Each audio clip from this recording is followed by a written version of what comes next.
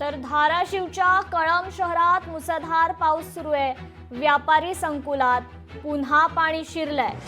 व्यापारी त्यामुळे नगर परिषदेच्या विरोधात हे आंदोलन देखील करतायत। एक छोटासा पण पाऊस आला तर या शहरामधल्या सगळ्यात मोठ्या कॉम्प्लेक्समध्ये पाण्याचं तळस असते। सिनियर कर्मचारी कुणीही लक्ष देत नाही।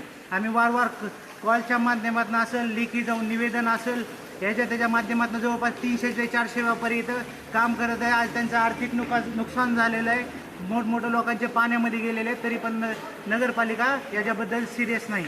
पण ह्याची जबाबदारी कोण घेणार? जशी वसुलीची जिम्मेदारी त्यांची आहे, तशी ही पाणी काढायची पण जिम्मेदारी नगरपालिकेची। स्वतःच्याच कॉम्प्लेक्समध्ये खाली पाणी साचलेलं आहे। नगरपालिका याची काही व्यवस्था करत नाही। सर्व व्यापाऱ्यांचे आरोग्य धोक्यात आलेले आहे। व्यापाऱ्यांचे व्यवसाय बुडालेले आहेत आणि वारंवार आम्ही प्रशासनाला याचे नोटिफिकेशन देऊन सुद्धा त्यांनी वरून पडणारं पाणी बाहेर अजून काही काढलेले नाही। कृपया प्रशासनाने याच्यात लवकरात लवकर कारवाई करावी।